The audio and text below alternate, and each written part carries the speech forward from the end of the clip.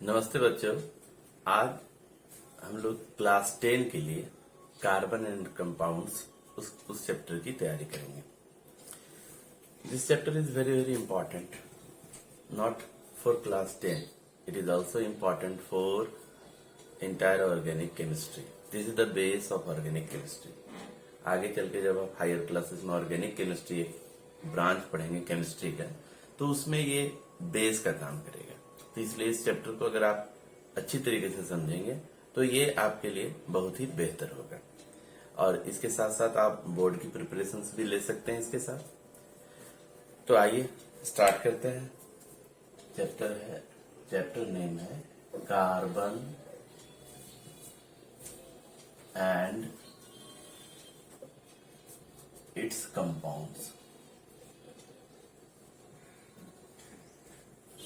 Now, one thing is very important that in class 10,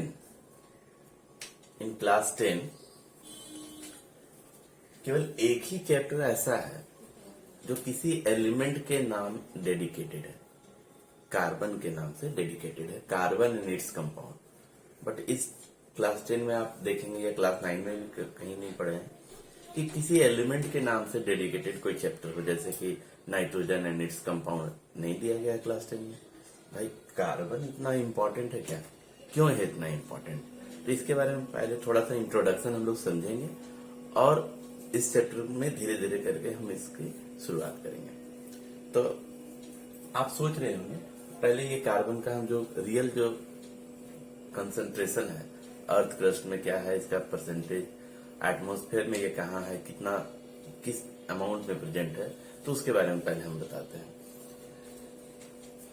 उससे पहले आप जो है अपने घर में बहुत सारे मटेरियल्स देखते हैं, पेपर देखते हैं, क्लॉथ देखते हैं, प्लास्टिक जो पेन है वो देखते हैं, रबर देखते हैं, ये बहुत सारे मटेरियल्स हैं।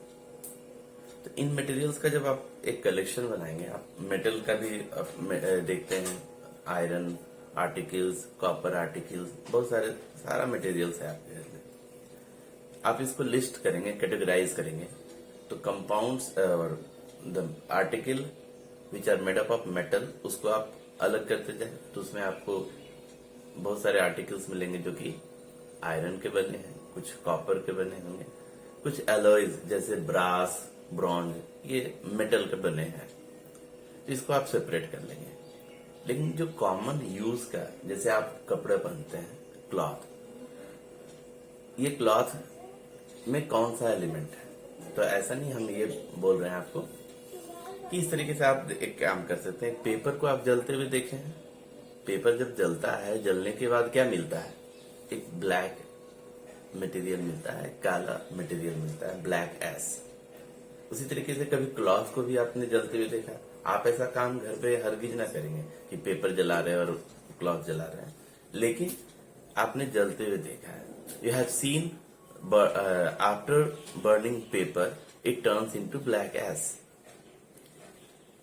Cloth also, plastic pen also, they burn to give a black residue. It means these things are made up of carbon. ये एक तरह से हम जस्ट आइडेंटिफाई कर सकते हैं कि कार्बन कहाँ कहाँ है।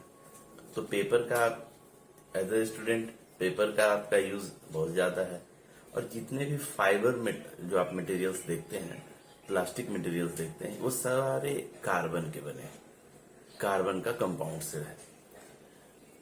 तो आज की जो मॉडर्न डेली लाइफ है, इसमें कार्बन का इम्पोर्टेंस बहुत ही ज्यादा हो गया है। जैसे in history you have learn about iron age, copper age. So वो पूरा का पूरा जो टाइम था वो किसी एक मेटल पे डेडिकेटेड हो गया, क्योंकि हम उस मेटल का बहुत ज्यादा यूज कर रहे थे। But this in modern day we are using carbon, उसका डिफरेंट फॉर्म्स हम लोग यूज कर रहे हैं, डिफरेंट कंपाउंड्स यूज कर रहे हैं, और इसका एक वर्सेटाइल, ये कार्बन एक एलिमेंट है जो एक वर्सेटाइल नेचर का है, और इसका बहुत यूज है हमारे लाइफ में। इसलिए, और दूसरा इंपॉर्टेंट पॉइंट, कार्बन जो है, कार्बन जो है, अगर आप कार्बन को टोटल एलिमेंट से बाहर कर दे, टोटल नंबर ऑफ एलिमेंट्स कितना है? Total number of elements about 118 elements है, 118 एलिमेंट्स है। अगर आप इससे जो है कार्बन को सेपरेट कर देते हैं, हम 118 एलिमेंट्स का जो है उससे आप कार्बन को हटा लेते हैं, बाहर कर लिए। ये तो 117 अगर आप एलिमेंट्स है, ये तो नंबर चेंज होगा क्योंकि ये ऑनगोइंग प्रोसेस है, new elements are always be discovered.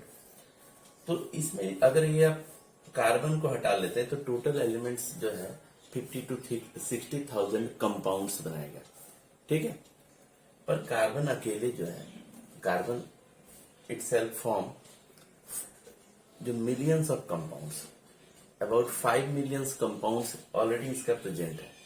Carbon अकेले, carbon can form more than 5 millions compounds, और every year about 30 to 35,000 new compounds of carbon are going to be synthesised in laboratory.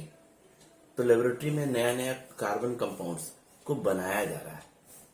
तो इस तरीके से आप देखते हैं कि हमारे जो लाइफ में कार्बन का इम्पोर्टेंस काफी ज्यादा है। It means carbon need some importance. ये रीजन है कि carbon and its compound means carbon उसके कंपाउंड को पढ़ने के लिए आपको एक चैप्टर क्लास 10 में दे दिया गया है, ठीक है। अब इसका अमाउंट अगर आप देखते हैं, कार्बन जो है अर्थ क्रस्ट कंटेन्स, देखो इसका हम अकरेंस पे जा रहे हैं। द अर्थ क्रस्ट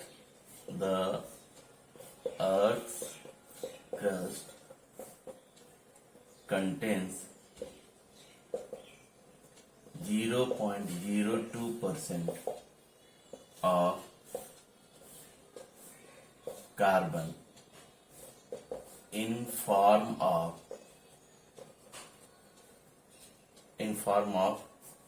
किस फॉर्म में है अर्थ क्रस्ट में?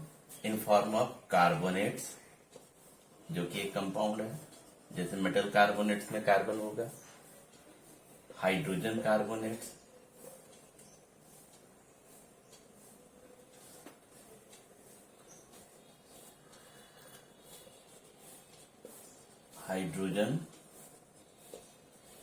Carbonates, coal, petroleum,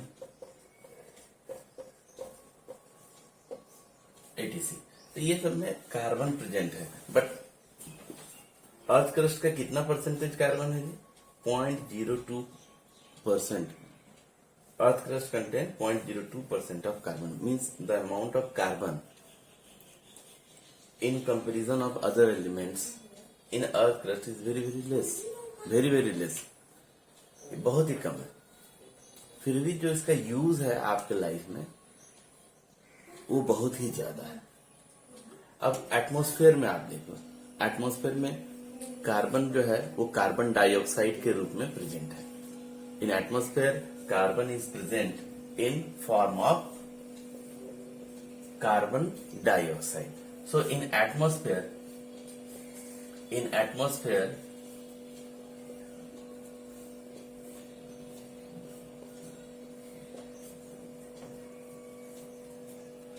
carbon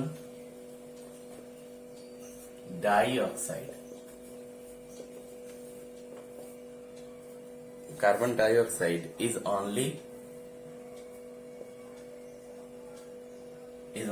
what? 0.03%. So this is very less again. Now here you see, this is the occurrence of carbon. Here carbon in atmosphere, carbon is present in form of carbon dioxide, and in earth crust carbon is present in form of carbonates, hydrogen carbonates, coal, petroleum, graphite. So all these, even its percentage is very less, occurrence is very less, but the compounds of carbon are present in our life everywhere. So we will start carbon compounds. So before starting, I must start or must give some introduction about the chemical bonding, because we will use this chemical bonding in carbon compounds. Okay, so let's start. First, chemical bonding. I think in metals non-metals chapter you have learned or started chemical bonding, then you have learned ionic bonding. I will just give an example to explain ionic bonding, and we will move in covalent bonding, because covalent bonding is very important and it is used in carbonated compound. चलिए अब हम लोग आते हैं chemical bonding पे. What is chemical bonding? ये chemical bond है क्या? केमिकल बॉन्ड को हम लोग थोड़ा सा डिफाइन करते हैं. The attractive forces,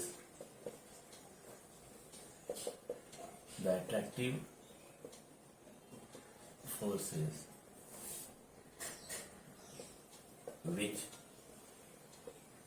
binds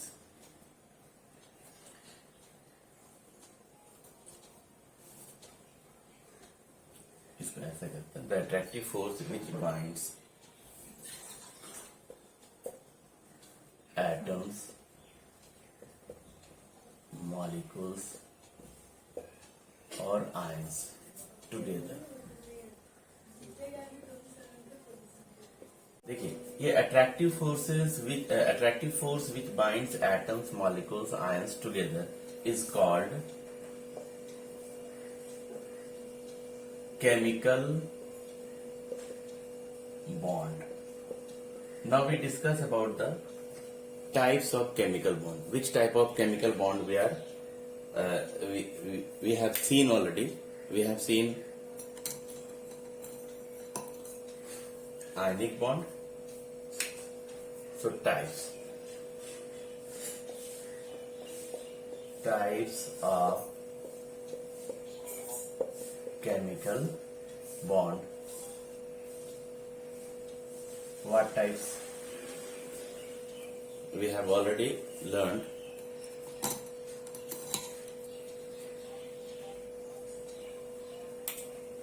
The first is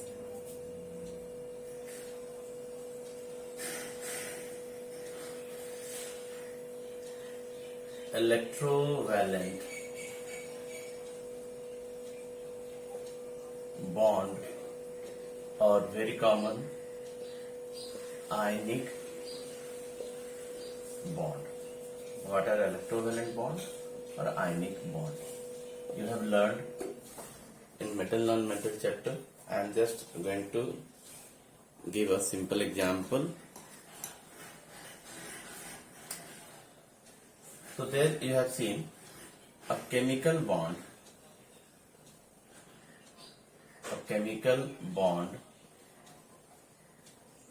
formed by transfer of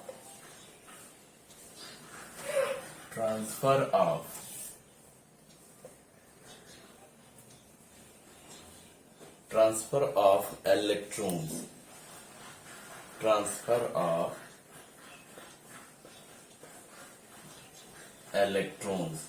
I am writing in bracket because it may be one or more electrons as per the requirement. Transfer of electrons is called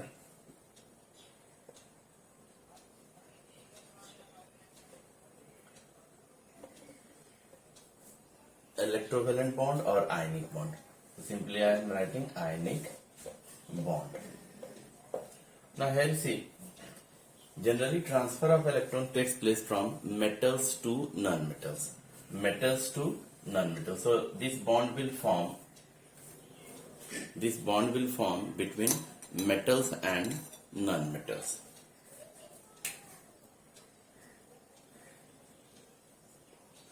Metals when react with non-metals then what type of bond will form? Ionic bond will form or electrovalent bond will form. Electrovalent bond or ionic bond will form.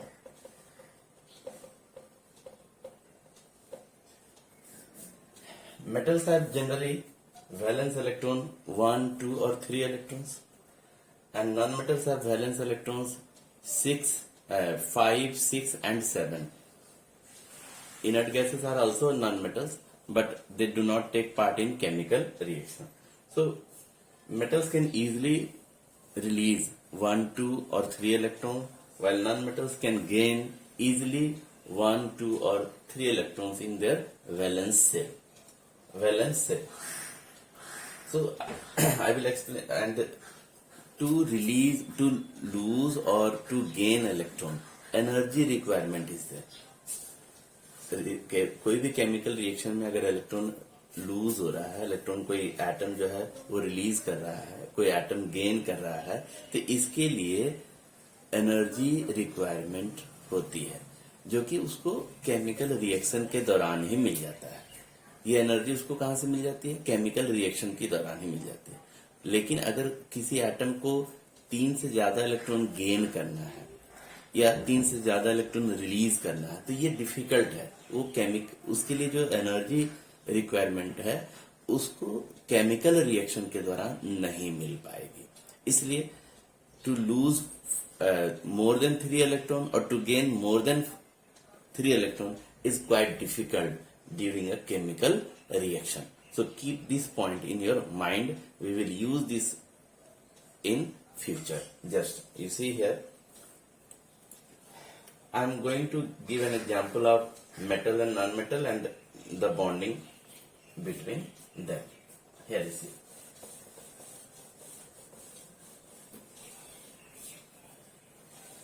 I think you have noted down. See here, formation,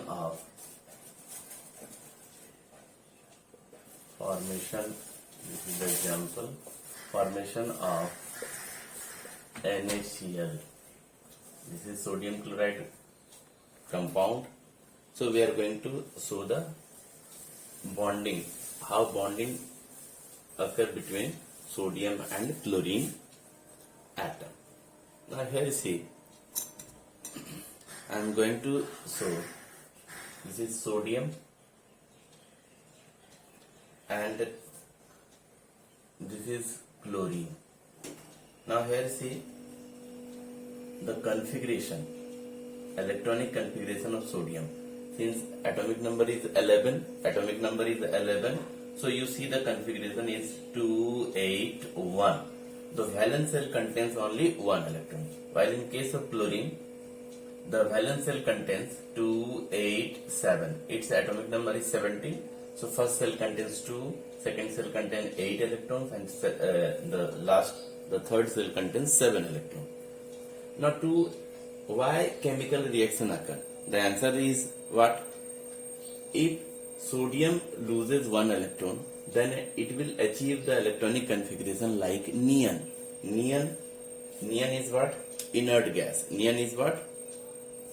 Inert gas.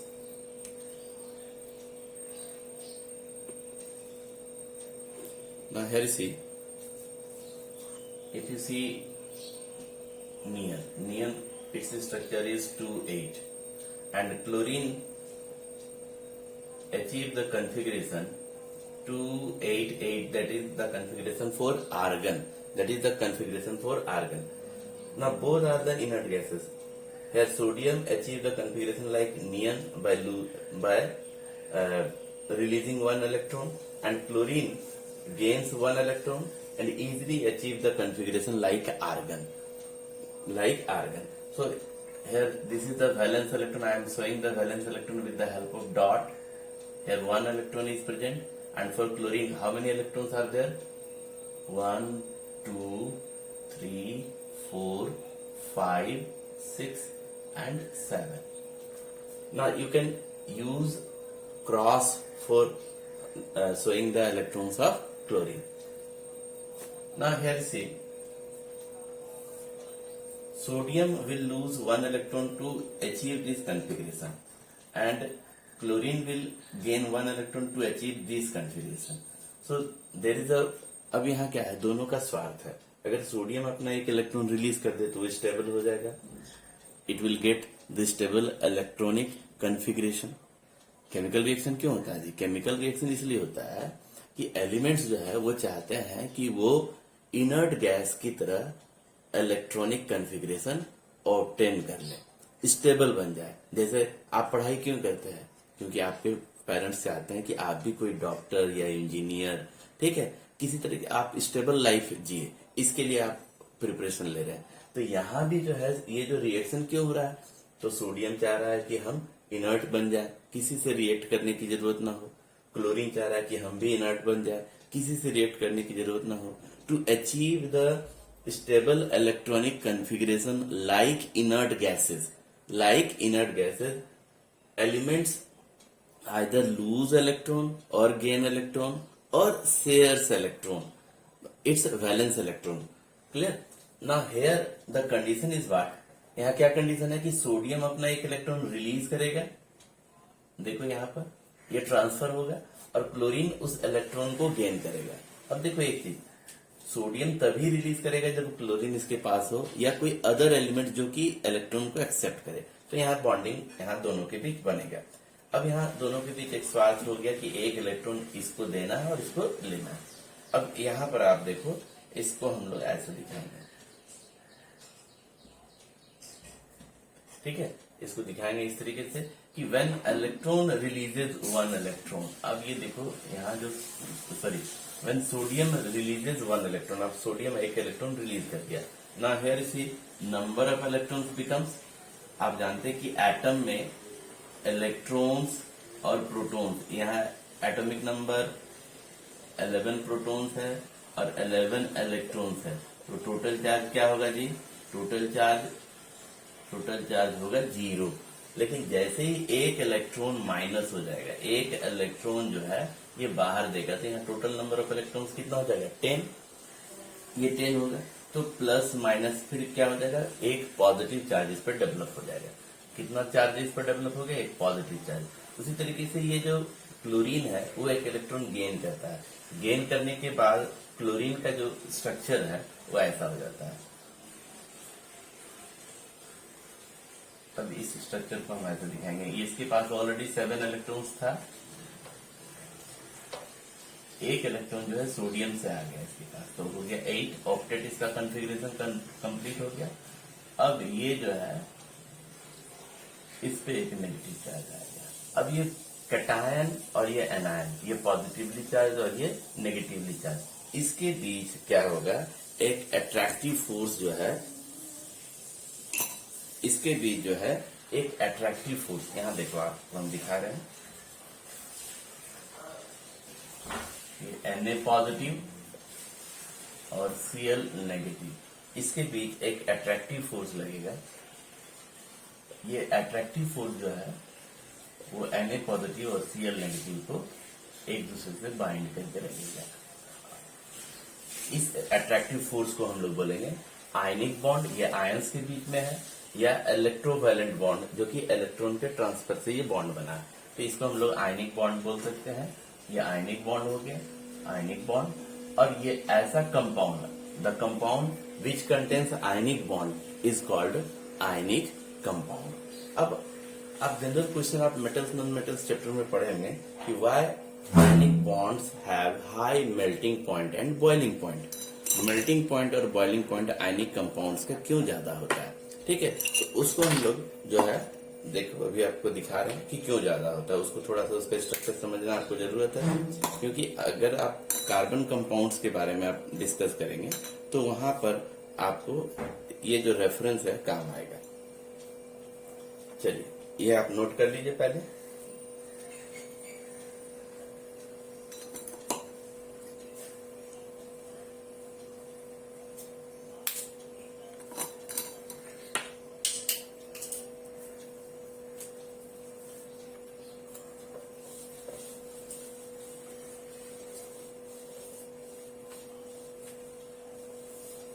चलिए यहाँ ionic compound जो है NaCl, उसका structure के बारे में थोड़ा सा दिखाते हैं।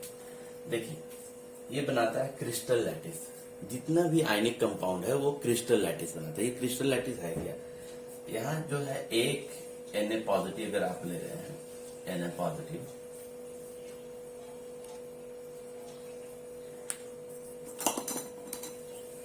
ये एक Na पॉजिटिव ले रहे हैं, तो ये दूसरा Cl नेगेटिव से इस तरीके से कंबाइंड होगा। तो ये केवल एक यूनिट ऐसा नहीं होगा, ये 3 डायमेंशनल स्ट्रक्चर बनाएगा। 3 डायमेंशनल स्ट्रक्चर कैसे? ये दूसरा Cl नेगेटिव से भी बॉन्डेड होगा, ये Na पॉजिटिव से इस तरीके से बॉन्डेड होगा। इसको आप समझेंगे, Na positive, then again Cl negative, और इस तरीके से ये Cl negative, Na positive, Cl negative. ये कंटिन्यूअस ये नेटवर्क जाएगा 3 डायमेंशनल। 3 डायमेंशनल का मतलब ये हम एक लेयर दिखा रहे हैं, इसके ऊपर एक और लेयर, इसके ऊपर एक और लेयर, और Na पॉजिटिव जो है वो लगभग, या आप Cl नेगेटिव को देखेंगे, ये एक प्लेन में 4 Na पॉजिटिव के साथ बॉन्डेड है, एक Na पॉजिटिव इसके ऊपर, एक Na पॉजिटिव इसके नीचे होगा। इस तरीके से क्या होगा कि ये 6 Na पॉजिटिव से बॉन्डेड है। उसी तरीके से एक Na पॉजिटिव 6 Cl नेगेटिव से बॉन्डेड होगा, और ये क्रिस्टल लैटिस बनाएगा। इसको बोलते हैं हम लोग क्रिस्टल लैटिस। यहाँ पर ये क्या है, NaCl एक फ्री यूनिट नहीं है, ये free, it is not free, not free, ये फ्री नहीं है, नॉट फ्री। ये यूनिट ऐसा नहीं है कि ये फ्री है, कहीं भी आ जा सकता है, ऐसा नहीं। यहाँ पर क्या है कि एक रिपीटिंग यूनिट का एक पैटर्न बनता है, NaCl का एक पैटर्न बना हुआ है, और इस पैटर्न में जो है each of the ion is bonded or attracted by the other oppositely charged ion। तो यहाँ पर ये एक Cl नेगेटिव 6 Na पॉजिटिव से, एक Na पॉजिटिव 6 Cl नेगेटिव से बॉन्डेड है। इसका इफेक्ट क्या पड़ता है?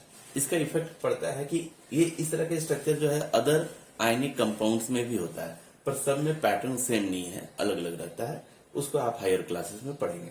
पर यहाँ समझने की क्या चीज है कि अब आप चाहते हैं कि ये सॉलिड फॉर्म में, ये सॉलिड NaCl का स्ट्रक्चर हम लोग दिखा रहे हैं, ठीक है। आप चाहते हैं इसको मेल्ट करें। इसको मेल्ट करने के कारण, मेल्ट करने के लिए क्या होगा, आपको ये जो बॉन्ड है, ठीक है, अब इसको आप मेल्ट करना चाहते हैं। अगर आप हीट कर रहे हैं, देखो ध्यान से, इसको आप हीट कर रहे हैं तो ये मेल्ट होगा। मेल्ट करने के लिए क्या है, आपको ये बॉन्ड तोड़ना पड़ेगा, ये बॉन्ड तोड़ना पड़ेगा, ये बॉन्ड तोड़ना पड़ेगा। इस तरह से आप देखेंगे पर यूनिट, पर आयन के लिए आपको जो है बहुत सारा बॉन्ड को ब्रेक करना होगा, और हर बॉन्ड को ब्रेक करने में आपको एनर्जी का रिक्वायरमेंट होगा। इसलिए ये जो, अगर आप हीट करके इसको मोल्टेन स्टेट में लाना चाहते हैं, मोल्टेन NaCl अगर आप बनाना चाहते हैं, मोल्टेन NaCl कब बनेगा, जब ये आयंस फ्री हो जाएगा एक दूसरे से फ्री हो जाएगा। मतलब ये जो भी बॉन्डिंग हम दिखा रहे हैं वो सारा बॉन्डिंग टूट जाएगा, ठीक है, तब ये मोल्टेन स्टेट में आएगा। तो ये मोल्टेन स्टेट में आने के लिए यहाँ जो टेम्परेचर है, हीट करेंगे, वो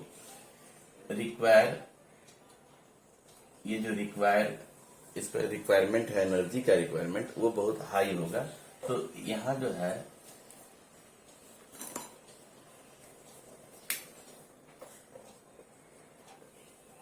requires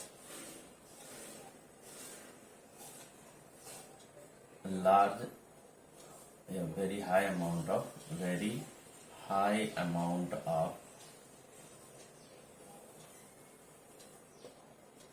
एनर्जी,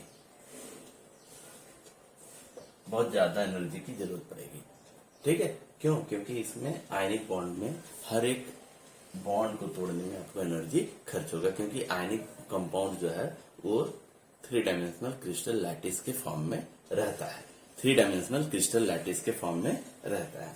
चलिए अभी आप जानेंगे तो इससे क्या होगा कि जो आयनिक कंपाउंड्स का मेल्टिंग पॉइंट और boiling point, melting point means solid से लिक्विड, और बॉइलिंग पॉइंट का मतलब वो गैसियस स्टेट में कन्वर्ट करने में जो एनर्जी रिक्वायरमेंट है वो बहुत ज्यादा होगा। इसलिए melting point and boiling point of ionic compounds are large और हाई। Melting point and boiling points of ionic compounds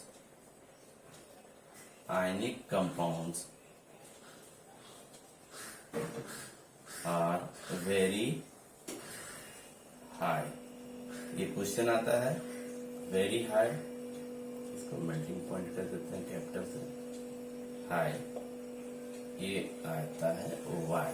तो वाई का ये रीजन आपके पास है कि क्यों जो है आयनिक कंपाउंड्स का melting point boiling point high होता है। चलिए अब इसके बाद हम ये छोटा सा इंट्रोडक्शन हो गया, इससे आप बॉन्डिंग के बारे में थोड़ा सा समझ लिए। मेटल नॉन मेटल में आप ये चैप्टर पढ़ ही चुके हैं, ये फॉर्मेशन पढ़ ही चुके हैं। अब हम लोग चलते हैं जो अदर टाइप ऑफ बॉन्डिंग है वो है कोवेलेंट बॉन्डिंग। तो उसकी कंडीशन क्या है, कब कोवेलेंट बॉन्डिंग बनाई जाती है या बनती है एटम्स के बीच में। चलिए हम लोग देखते हैं इसको नोट कर लीजिए।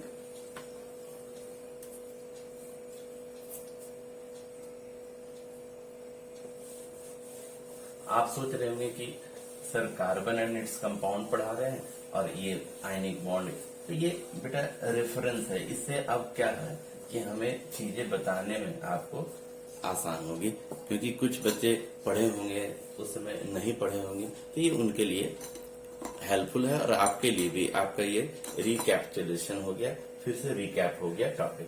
तो अब सेकंड हम लोग लेने जा रहे हैं। सेकंड जो है वो है covalent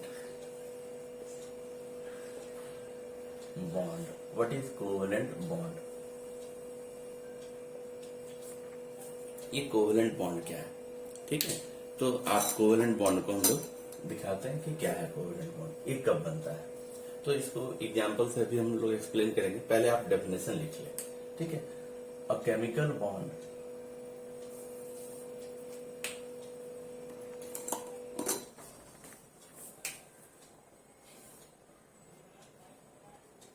chemical bond formed by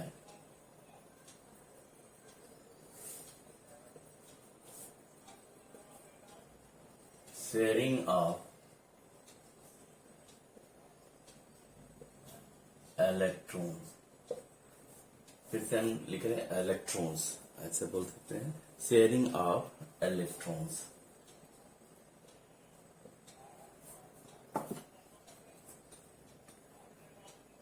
is called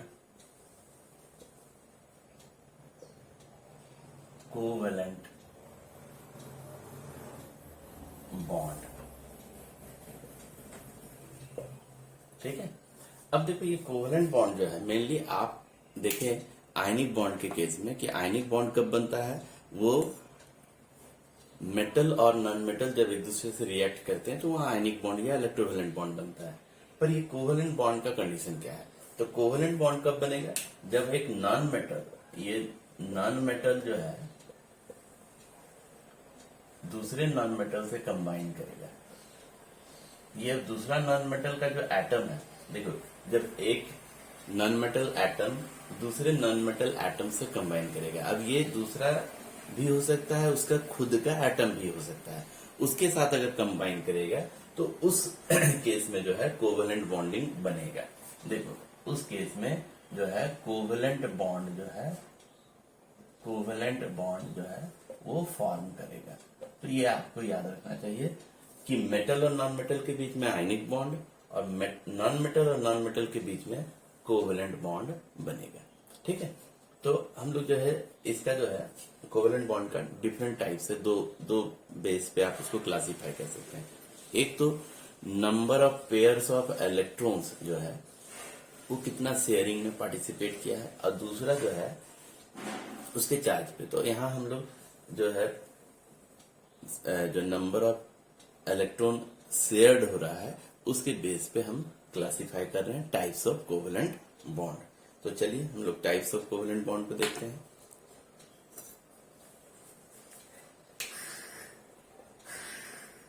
types, तो इसमें जो है सबसे पहले हम लोग पढ़ेंगे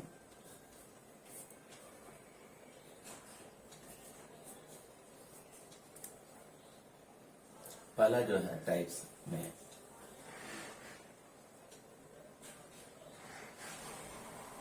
सिंगल बॉन्ड या सिंगल कोवेलेंट बॉन्ड एक ही चीज है।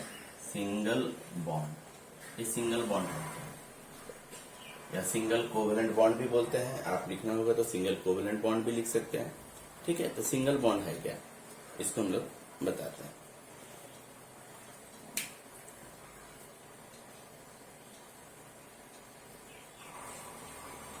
A covalent bond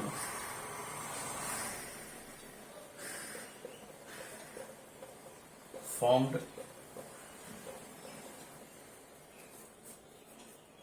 due to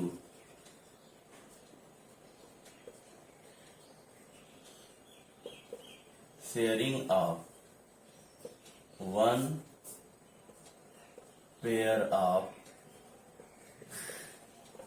electrons is called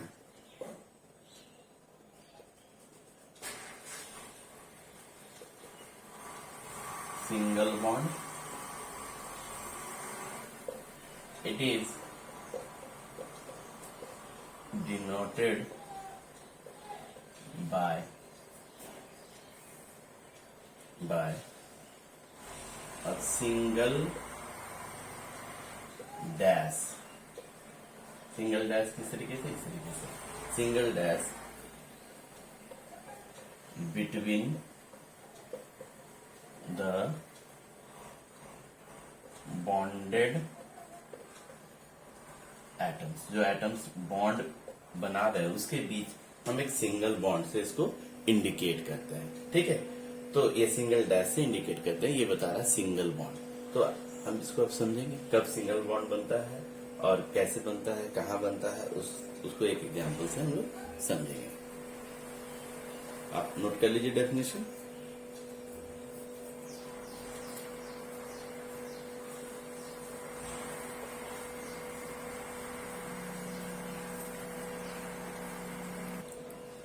तो सबसे पहले हम लोग एक एग्जाम्पल लेते हैं सिंगल बॉन्ड कहाँ बन रहा है। तो हम लेते हैं example formation of hydrogen molecule. अब देखो यहाँ एक वर्ड आता है मॉलिक्यूल। हम लोग NaCl के टर्म में मॉलिक्यूल का यूज नहीं किए थे, क्योंकि मॉलिक्यूल को जब आप क्लास 9 में डिफाइन किए तो मॉलिक्यूल को क्या बोले, molecule smallest unit of compound जो कि फ्री स्टेट में एग्जिस्ट करता है, फ्री स्टेट में एग्जिस्ट करता है। पर आप प्रीवियस केस में देखें कि NaCl का यूनिट फ्री नहीं है, इसलिए आप NaCl को मॉलिक्यूल नहीं बोलेंगे, वो क्रिस्टल लैटिस का एक यूनिट है बस। ठीक है, तो चलिए हम लोग स्टार्ट करते हैं। फॉर्मेशन ऑफ एक मॉलिक्यूल को समझेंगे। Formation of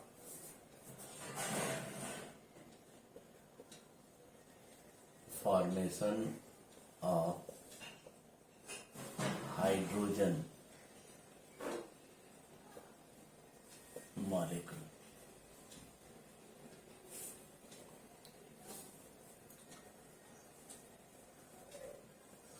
hydrogen molecule. अब देखो इसको हम लोग इसके दिखाते हैं। तो सबसे मान लेते हैं कि हम ये गैस जार लेते हैं, ये गैस जार है, ये गैस जार में हम लोग हाइड्रोजन का एटम्स लेते हैं। देखो atoms can not exist in free state, but just we are assuming that this gas jar contains the atoms of hydrogen. मान लेते हैं कि ये एटम्स है हाइड्रोजन का एटम्स, ये दिखा रहे हैं, ये हाइड्रोजन का एटम्स है।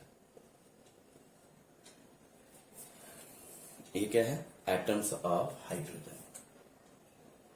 ये मान के चल रहे हैं कि एटम्स ऑफ हाइड्रोजन है, ये गैस जार बंद है। ठीक है, नाउ यू सी। अब बता दे रहा, आप डेफिनेशन से जानते हैं कि एटम्स आर हाईली रिएक्टिव, ये स्टेबल रह ही नहीं सकता। तो हाईली रिएक्टिव है तो इसका इलेक्ट्रॉनिक स्ट्रक्चर देखते हैं। ये जो हाइड्रोजन एटम है उसका इलेक्ट्रॉनिक स्ट्रक्चर देखते हैं। तो अगर आप एक हाइड्रोजन एटम्स को देखते हैं, दीज आर द एटम्स, ये हाइड्रोजन एटम है, ये इसका इलेक्ट्रॉनिक स्ट्रक्चर हम दिखा रहे हैं आपको कि इसके पास इसका एटॉमिक नंबर कितना होता है। इसका एटॉमिक नंबर कितना है, 1। तो इसका जो के सेल में एक ही इलेक्ट्रॉन होगा। ठीक है, और इसका नियरेस्ट इनर्ट गैस कौन है? हाइड्रोजन के पास नजदीक का इनर्ट गैस कौन है? तो वो है हीलियम। वो क्या है? वो है हीलियम। अभी आप देखते हैं यहाँ helium nearest inert gas helium है। और इसके जो आउटर या वैलेंस सेल में वैलेंस सेल का मीन्स सबसे इसका आउटर मोस्ट सेल। तो आउटर मोस्ट सेल इसका फर्स्ट सेल ही आउटर मोस्ट सेल है, उसमें 2 ही इलेक्ट्रॉन है। कितना इलेक्ट्रॉन है जी? 2 इलेक्ट्रॉन है ये। तो हाइड्रोजन क्या चाहेगा कि इसका नियरेस्ट इनर्ट गैस कौन सा है? हीलियम। वो चाहेगा कि अगर हीलियम के जैसा स्ट्रक्चर पूरा कर लें, हीलियम के जैसा इलेक्ट्रॉनिक स्ट्रक्चर ऑब्टेन कर लें, तो हम भी इनर्ट हो जाएंगे, हम भी स्टेबल हो जाएंगे। तो ये जो it means hydrogen required to obtain 2 electrons in its valence shell. तो 2 इलेक्ट्रॉन ही इसको स्टेबिलिटी देगा। अदर एलिमेंट्स के केस में आप देख रहे हैं कि 8 इलेक्ट्रॉन्स उसको स्टेबिलिटी देता है, यहाँ 2 ही इलेक्ट्रॉन स्टेबिलिटी देता है। तो इस तरह के स्ट्रक्चर को हम लोग बोलते हैं कि डुप्लेट पूरा करना चाहता है। क्या पूरा करना चाहता है? डुप्लेट पूरा करना चाहता है। अब यहाँ देखो हाइड्रोजन के पास 1 इलेक्ट्रॉन है। ये एक एटम मान लेता है, ये इस हाइड्रोजन एटम को ले रहे हैं, इसके पास 1 इलेक्ट्रॉन है। अब आपके पास ये दूसरा हाइड्रोजन एटम भी है, वो भी भाई बहुत रिएक्टिव है, इसके पास भी 1 इलेक्ट्रॉन है। ये कि इसके पास भी 1 इलेक्ट्रॉन है। ये दोनों के पास 1 इलेक्ट्रॉन है, लेकिन दोनों ही नॉन मेटल्स है। Non metals are miser of their electron. इसका मतलब क्या है कि नॉन मेटल्स जो है वो इलेक्ट्रॉन्स को देने के मामले में कंजूस होता है। वो इलेक्ट्रॉन देना ही नहीं चाहता है, वो चाहता है कोई हमको इलेक्ट्रॉन दे, कोई मेटल मिले तो हमको इलेक्ट्रॉन मिलेगा। पर यहाँ कोई मेटल इसको मिलने तो जा नहीं रहा है, ये तो गैस जार में बंद है। अब मजबूरी क्या हो गई कि इस हाइड्रोजन एटम को भी स्टेबल होना है, इसको भी स्टेबल होना है, इसको भी स्टेबल होना है, इसको भी स्टेबल होना है। तो स्टेबिलिटी गेन करने के लिए वो क्या करता है कि कुछ देर के लिए या जब तक उसको कोई दूसरा मेटल ना मिले तब तक वो क्या करेगा कि आपस में बॉन्ड बनाएगा। तो आपस में बॉन्ड बनाएगा। अब देखो यहाँ पर जो है हम अगर इसका जो है इलेक्ट्रॉन डॉट स्ट्रक्चर देखते हैं तो इलेक्ट्रॉन डॉट स्ट्रक्चर क्या है? यहाँ हाइड्रोजन इलेक्ट्रॉन डॉट स्ट्रक्चर कैसे हम लोग बनाते हैं? जो वैलेंस सेल में जो इलेक्ट्रॉन है उसको हम डॉट से दिखाते हैं। तो वैलेंस सेल का इलेक्ट्रॉन कितना है जी? इसमें 1 इलेक्ट्रॉन, इसको हम डॉट से दिखाएं। ठीक है। अब देखो ये जो है ये कंबाइन कर रहा है, ये हाइड्रोजन इसके पास जा रहा है भाई कि आपके पास 1 इलेक्ट्रॉन है, मेरे पास भी 1 इलेक्ट्रॉन है, दोनों मिलके जो है हम लोग स्टेबल हो सकते हैं। ये यहाँ एक पार्टनरशिप, एक शेयरिंग की बात हो रही है, क्योंकि न तो हम अपना इलेक्ट्रॉन आपको देंगे न आप हमको अपना इलेक्ट्रॉन दीजिएगा। लेकिन एक कंडीशन हम लोग फुलफिल कर सकते हैं कि we can share our electron. अब इसका स्वार्थ कितना है? 1, इसका भी स्वार्थ कितना है? 1। दोनों को 1-1 के रिक्वायरमेंट है। तो जितना शेयरिंग का ये रूल है, जितना आपको चाहिए उतना आपको पार्टिसिपेशन में देना होगा, शेयरिंग में पार्टिसिपेट कराना होगा। तो इस हाइड्रोजन को 1 इलेक्ट्रॉन चाहिए, इसको भी 1 इलेक्ट्रॉन चाहिए। तो ये दोनों का जो है 1-1 इलेक्ट्रॉन शेयरिंग के लिए जाएगा। शेयरिंग के लिए क्यों शेयरिंग के लिए जाएगा? क्योंकि ये बोल रहा है कि अगर आप अपना और हम दोनों मिलके अगर शेयर करते हैं इलेक्ट्रॉन, अगर हम दोनों मिलके शेयर करते हैं तो हमारे पास कितना हो जाएगा? 2 इलेक्ट्रॉन। कभी आप रखिएगा और हीलियम के जैसा बन जाइएगा, कभी हम रखेंगे और हीलियम के जैसा बन जाएंगे। तो यहाँ पर एक पार्टनरशिप दोनों के बीच डेवलप करता है। इसको हम लोग बोलते हैं शेयरिंग ऑफ इलेक्ट्रॉन। तो शेयरिंग ऑफ इलेक्ट्रॉन से यहाँ आप देखिए क्या होता है कंडीशन। तो यहाँ पर एक बॉन्ड डेवलप होगा शेयरिंग ऑफ इलेक्ट्रॉन के चलते। यहाँ देखो दोनों हाइड्रोजन के बीच 1-1 इलेक्ट्रॉन का शेयरिंग होगा। ये एक हाइड्रोजन का इलेक्ट्रॉन, ये दूसरे हाइड्रोजन का इलेक्ट्रॉन, और यहाँ हम हाइड्रोजन को ऐसे दिखा सकते हैं। अब देखो ये जो है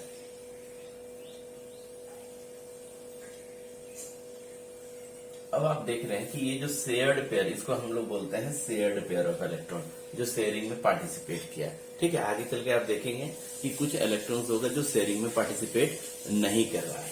तो यहाँ हम लोग शेयर्ड पेयर के बारे में हम लोग देख रहे हैं कि यहाँ number of shared pair of electron कितना है जी?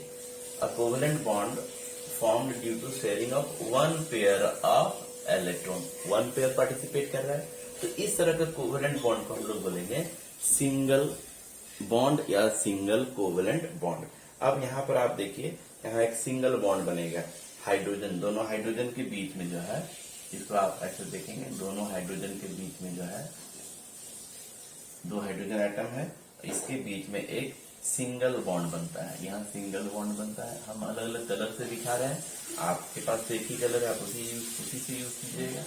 और अब ये दोनों हाइड्रोजन जब एक साथ रहेगा तो उसका स्ट्रक्चर कैसा हो जाएगा, ये हो गया हाइड्रोजन के एक एटम का सिंबल। जब दो एटम एक साथ रहेगा तो यहाँ पर हम लोग 2 इंडिकेट करेंगे, तो ये हो गया हाइड्रोजन का एक molecule, because here 2 atoms combined, a group of atom is called molecule। अब ये जो मॉलिक्यूल है ना, this molecule is free to move. ऐसा नहीं कि ये मॉलिक्यूल एक जगह खड़ा रहेगा, ये मूव कर सकता है। अब ये देखो, दो हाइड्रोजन जो है वो मिलके बना लिया ये इस तरीके से। तो अब ये क्या हो गया, मॉलिक्यूल्स ऑफ हाइड्रोजन, ये बना लिया मॉलिक्यूल्स ऑफ हाइड्रोजन। और क्या फॉर्मूला है जी, H2 बोलने का मतलब हाइड्रोजन का मॉलिक्यूल। अब आप देखो, यहाँ हाइड्रोजन का मॉलिक्यूल्स जो है वो फ्री टू मूव है, पर आप NaCl में देखे थे कि इस तरह का यूनिट कोई फ्री था, नहीं। These molecules are free, so these are called molecules. So this is the difference between molecule and the crystal unit, दोनों में डिफरेंस है, ठीक है।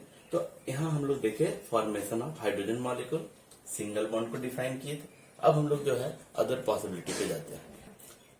हाँ, तो अब हम लोग स्टार्ट करने जा रहे हैं डबल बॉन्ड। ये डबल बॉन्ड क्या होता है, जैसे आप सिंगल बॉन्ड अब आप समझ गए, अब हमको आपको ये समझाना और आसान हो जाएगा।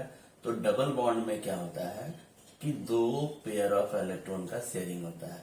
अ केमिकल बॉन्ड और अ covalent bond formed by a covalent bond formed by sharing of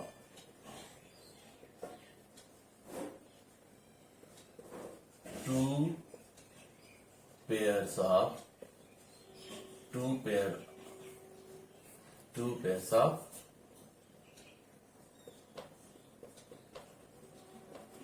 electrons is called double bond, is called double bond।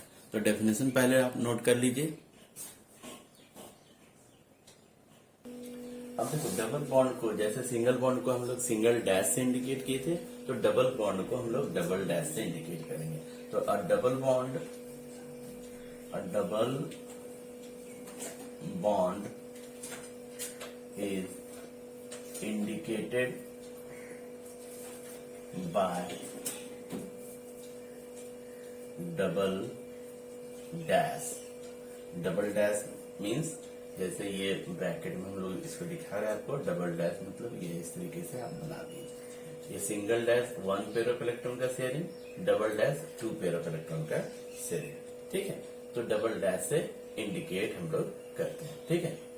चलिए अब दिखाते हैं कि एग्जाम्पल से इसको एक्सप्लेन करेंगे हम लोग। एग्जाम्पल, फॉर्मेशन ऑफ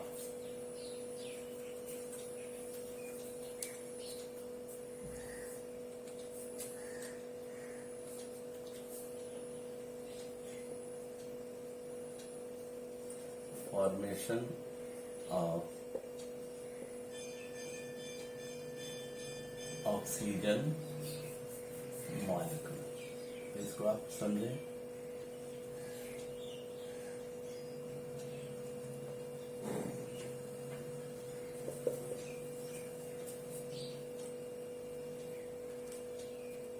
चलिए अब दिखाते हैं इसी तरीके से, जैसे आप हम लोग हाइड्रोजन को लिए थे, इसी तरीके से हम एक गैस जार में ऑक्सीजन मॉलिक्यूल, ऑक्सीजन एटम्स को ले रहे हैं, ठीक है।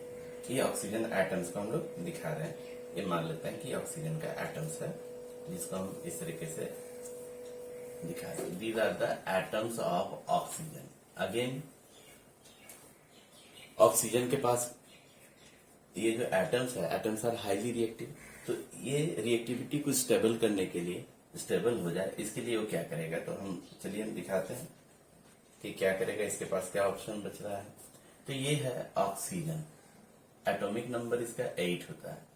तो कॉन्फ़िगरेशन अगर आप लिखते हैं इलेक्ट्रॉनिक कॉन्फ़िगरेशन, तो के सेल, एल सेल, तो ये हो गया 2 और वैलेंस सेल में हो गया 6 इलेक्ट्रॉन।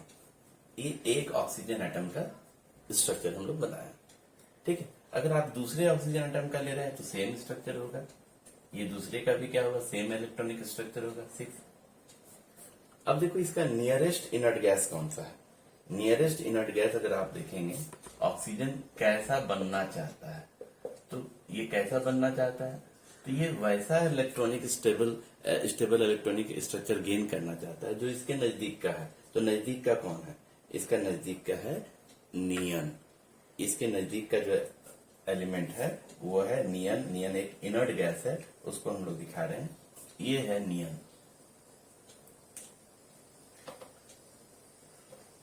ये नियन की तरह बनना चाहता है।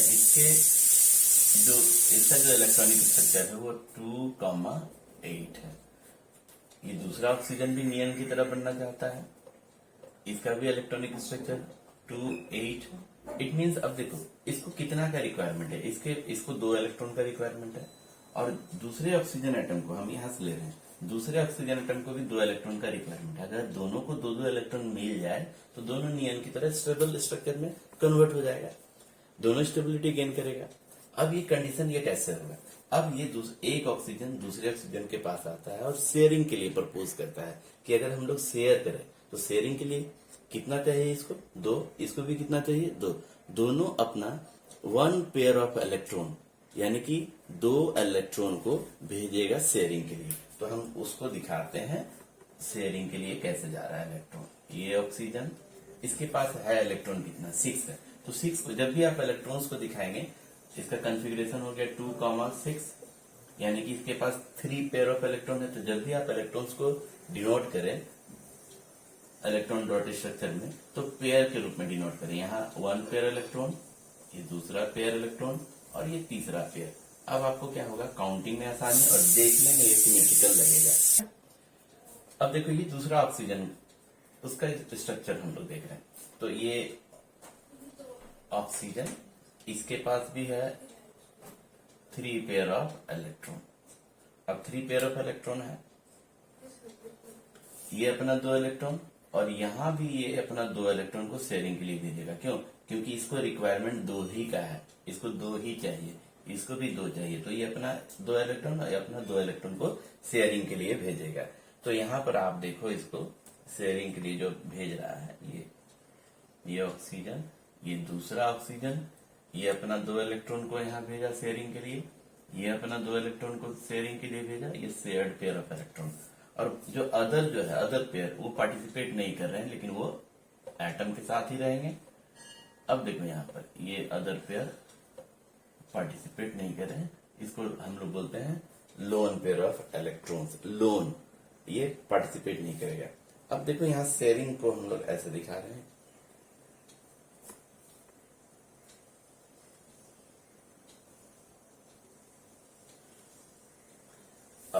you can see easily these are the two pairs of electrons between 2 oxygen atom।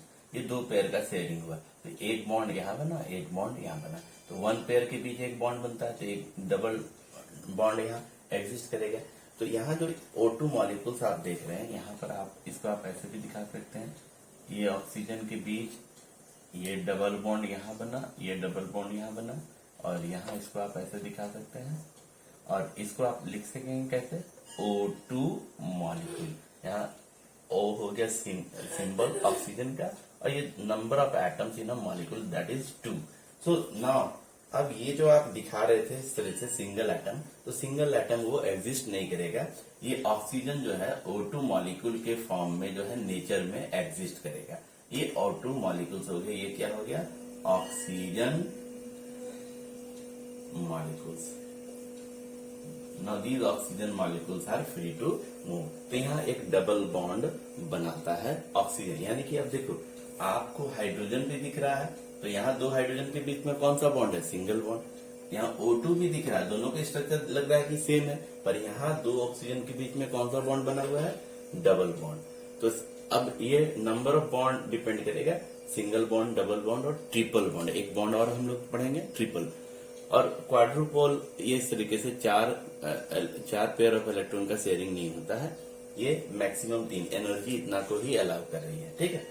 तो अब ये ऑक्टेट स्ट्रक्चर हो गया। देखो तो जरा आप ऑक्सीजन के बाहर कितना हो गया, इसके पास 8 इलेक्ट्रॉन्स हो गया नियन के जैसा। तो इस स्ट्रक्चर को हम लोग बोलते हैं कि to obtain the octet configuration, ये ऑक्टेट को अचीव कर लिया। ये ऑक्सीजन को भी आप देखेंगे, इसके पास हो गया 4 to 6 to 8, ये भी ऑक्टेट स्ट्रक्चर को ऑब्टेन कर लिया, नियन की तरह स्ट्रक्चर को ऑब्टेन कर लिया।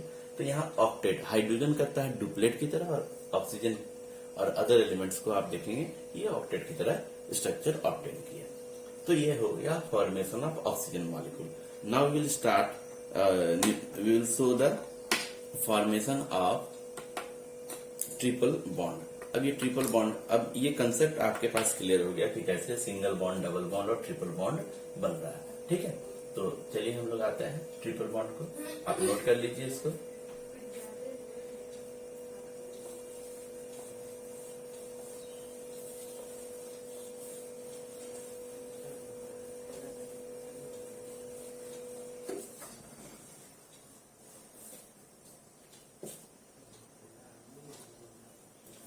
थर्ड, उसी तरीके से आप डिफाइन करेंगे triple bond. What is triple bond? A chemical bond formed by sharing of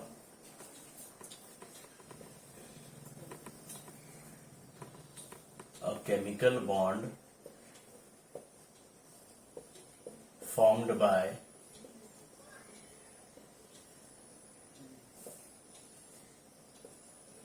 sharing of 3 pairs of electrons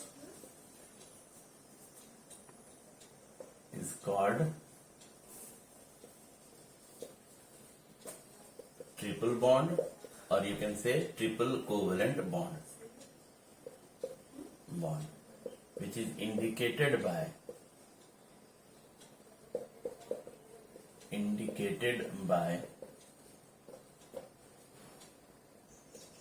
triple dash। ये ट्रिपल डैश से इंडिकेट करते हैं हम लोग, ये इस तरीके से 1 2 और ये 3 पेयर्स ऑफ इलेक्ट्रॉन्स के बीच में यहाँ पर शेयरिंग हो रहा है, ठीक है। तो अभी आप देखो इसका एग्जांपल, फॉर्मेशन ऑफ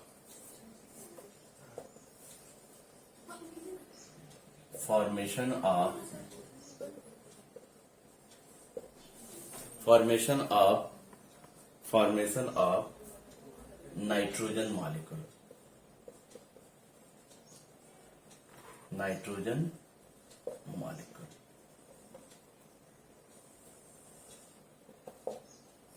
देखिए।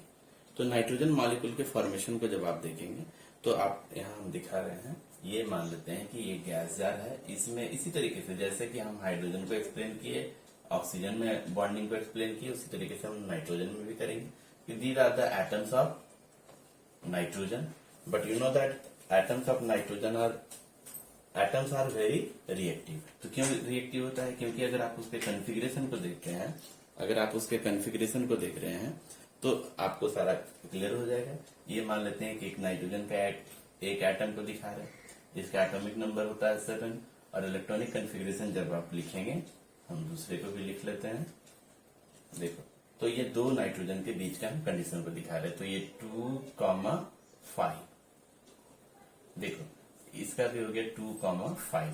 अब अगर आप नियरेस्ट इनर्ट गैस देखते हैं कि ये किसके जैसा बनना चाहता है, किसके जैसा इलेक्ट्रॉनिक स्ट्रक्चर को ऑब्टेन करना चाहता है, तो नियरेस्ट इनर्ट गैस, तो नाइट्रोजन के नजदीक में 7 के नजदीक में कौन सा होगा?